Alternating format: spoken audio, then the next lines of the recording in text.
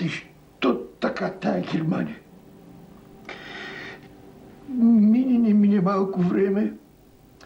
Избори. Защо бе Германия? Що бе? Като се почна масовата приватизация, се събрахме така родата, всичките, да. И решихме като начало да купим соди, Девня. Вземахме рейса, отидахме до соди, Девня. Те през това време пък някакви белгийци и те с бонови книжки, но те белгийски вече. И така не можахме да купим содите и се разсъхна работа. Аз правя кифтета вкъщи и се звъни. Викам, кой ли звъни? Ставам, отварям, Международен валутен фонд. Ма всички.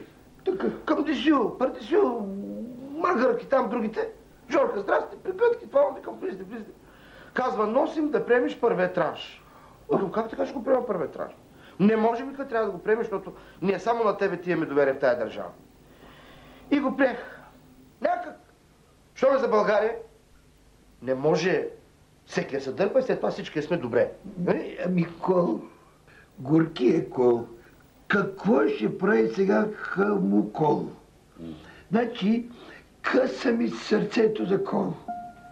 Ами Кинкел, не, това в Германия, това е нещо, ти германци, що така бе? Така родата, значи главно от приватизация се издържаме. И оня ден Шурито вика, не се притеснявай, като не стана с соди Девня, ще вземем Химко Враца. Взимахме рейса, отиваме, та някаква корейска фирма пък преди нас, с корейски бонови книжки. И после па се появи една Ошфорна на щата Йоркшом. Американство. Йоркшом. И се разсъхна работа и сега взимахме нови приватизационни книжки вече, за да се издържаме с тях. И една вечер сме легнали така и по едно време, свети нещо в прозореца. Викам, бе, какво е това нещо, бе, свети? Стана така лекичко, свети. И отворих прозореца, пак свети. Програмата ФАР. Здрасти, вика, Жоре, носим ти един транш от 60 милиона. Трябва, вика, да ти го дадем. В тази държава, вика, само на тебе имаме доверие. Викам, чакайте, бе, идете ми. И ми го стовариха в банята. Цялата баня ми напълниха с долари. 3 месеца не съм се къпал. 3 месеца! Някак. Що за България? Сега не може всеки се дърпа. След това, айде всички сме добре. Един ми казва, че в Германия, значи, изборите ги била спечелила германското БСП. Викам, няма такова нещо, бе. По радиото слушах, и че са го спечелили социал-демократите. Той вика, Анджак, какво са социал-демократите? Социалисти по време на демокрация. Понеже, нали, добре, че е приватизацията, за да се издържаме. Сега с Шурито, Шурито тъй ми дава къл на мене. Вземам го. Ме съветва да купим Кремиковци. Да станем някой ден да вземем рейса, да вземем Кремиковци, но проблема е, че Кремиковци се продава за 1 лев. Нашите пари с моите и на Шурито се на едро са. Как ще го решим? Аз пък да видите. Стоя на спирката, чакам трамвая.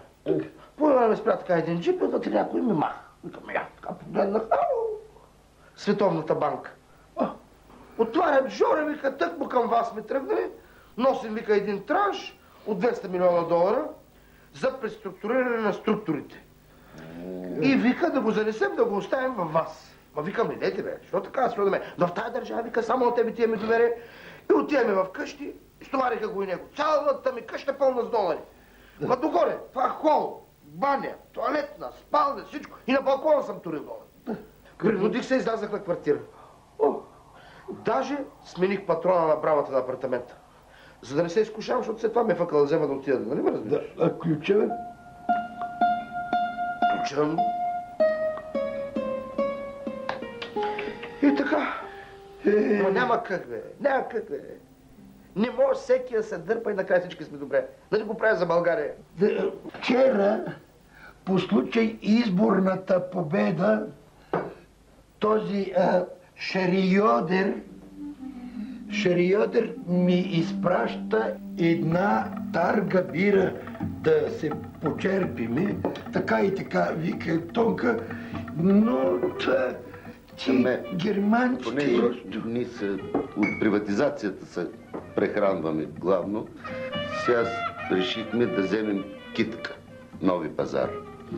И те ви пратиха мостра 3 чашки. Да опитаме дали става за бира.